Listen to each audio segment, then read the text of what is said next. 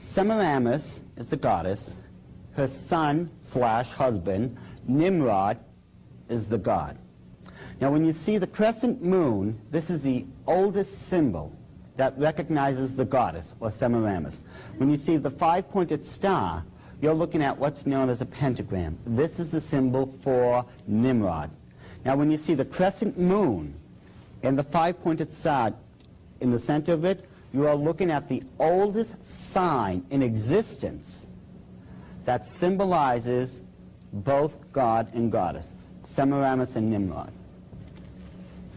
If you will look right here, you will notice this is a crescent moon. And you will see the five-pointed star sitting right in it. If we were to take that out, you would see another crescent moon here with a second star right above it. And then after that, the last crescent moon under the bottom with that yellow star up there. This is the new emblem for the Olympic game. As I stated before, the next Olympic game is going to happen September 21st in the year 2000, Sydney, Australia. I can only imagine what they're going to do this time. I don't expect it to get any better. I'm expecting it to get a lot worse. There is a reason why these days were put in the specific pattern they were. Starting at the top. When we look at Inauguration Day, January 20th, this is when your president takes his oath of office. Do you know originally it was never that? It used to be November. The Illuminati had it moved up purposely to where it fit the pattern. And we're going to go with that pattern right now. You will notice Inauguration Day is exactly 13 days before the human night sacrifice of Imbolg. Valentine's Day is exactly 13 nights after the human night sacrifice of Imbolg. Easter, I will get into that afterwards. They have to use astrology to figure out when Easter is going to be every year. I'll explain that afterwards. All Fool's Day, or April Fool's Day, is exactly 13 weeks from the beginning of your calendar. Independence Day is exactly 13 days after the human night sacrifice of Litha. Last year's Olympic game was exactly 13 days before the human night sacrifice of Lunasan. And if you notice, the next one is going to be exactly on the night of a human sacrifice. Are you beginning to see this numerical pattern? How all these 13s are lining up? Let's face it, we can't deny the mathematics of this. All you have to do is just sit down at the calendar and count. It will point out these are all separated by 13s. And there are reasons. The main reason, at least for this alignment, is because every single one of these holidays are occultic in origin. We're going to be able to, Lord willing, go over the majority of them tonight. Starting with Christmas. Now, I am very well aware that, of course, most people in the Christian realm, just about anyone for that matter of fact, believes Christmas has everything to do with the birthday of Jesus Christ, correct? However, when you look at the scriptures, there is no way, first of all, Jesus Christ could have been born on December 25th, as they like to state, because the Bible tells us that, if you look in the book of Luke, that the shepherds were still out in the field tending to their flock. To this very day, Judaic tradition teaches us they don't bring the sheep in from the fields until the second week of October. Christ could not have been born in December then. It had to have been right before that event had happened.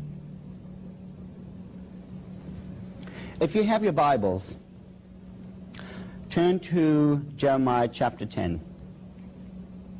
There's an interesting event that's going on here. And then you tell me what this sounds like. Hear ye the word which the Lord speaketh unto you, O house of Israel. Thus saith the Lord, learn not the way of the heathen. Get that one memorized, folks. Learn not to do what these occultists are doing. What are they doing? Learn not the way of the heathen, and be not dismayed at the signs of heaven, for the heathen are dismayed at them. For the customs of the people are vain. For one cutteth the tree out of the forest, the work of the hands of the workmen, with the axe. They deck it with silver and with gold. They fasten it with nails and with hammers, that it move not. That's a Christmas tree. You go to the forest, chop it down with the axe, bring it home, nail it or put it in that little upright stand, take gold and silver trimmings, deck it all around, voila, you have a Christmas tree. We think this tree is supposed to be part of the birthday of Christ. How?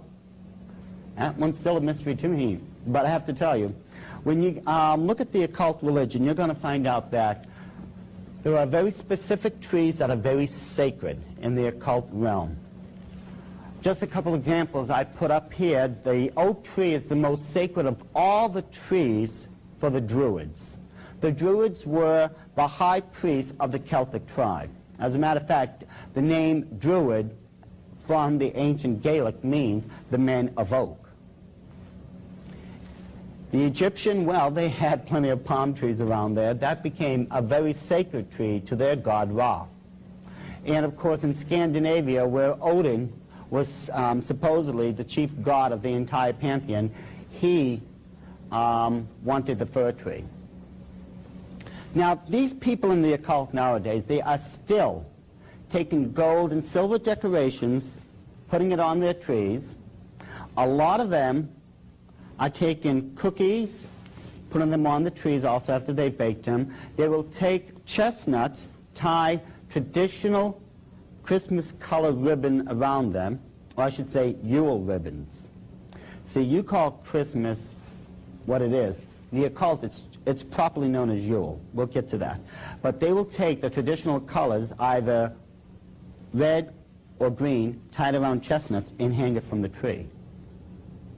This is how just, some of the items became part of your so-called Christmas holiday. It is also, if you remember, the five-pointed star, the pentagram, is the oldest symbol that represents Nimrod. See, in the occult world, from November 1st all the way through April 30th, the god is in charge. He will rule over the world for those 6 months. After that, the goddess takes over.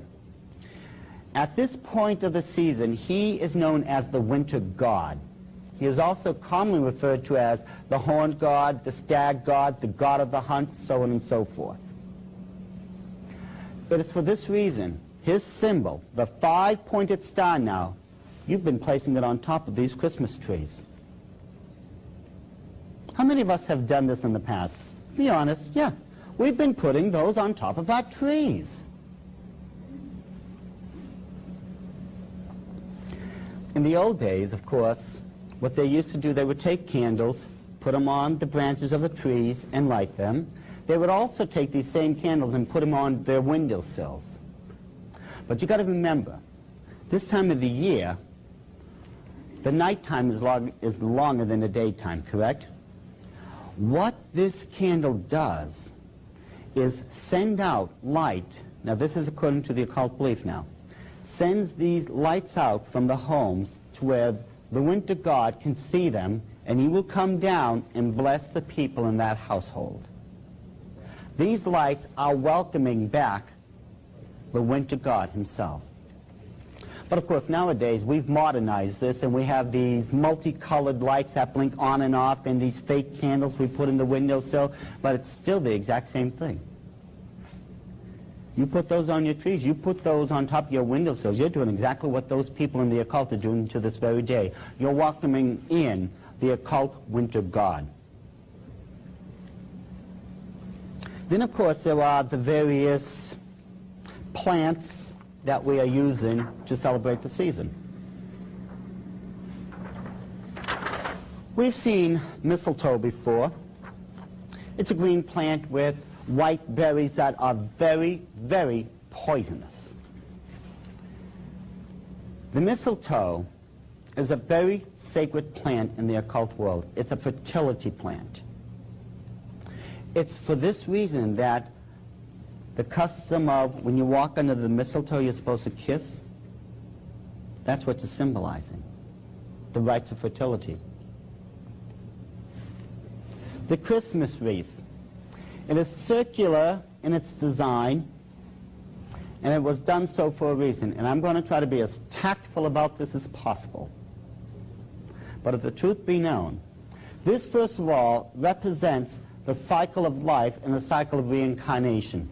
The reason that is so is because, occultically speaking, again, this is another fertility symbol, because it represents the female sexual organs. And it's for this reason why in the occult world there is still placed candles around it, because it symbolizes the male phallic symbol, the unification of both of them.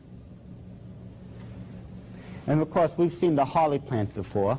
This is again another fertility plant. It's a minor one in the occult, but this one is still used to celebrate the Yule season in the occult world. And of course a lot of us honestly believe that these holidays are harmless, that there's nothing wrong with them. Well, as we continue along,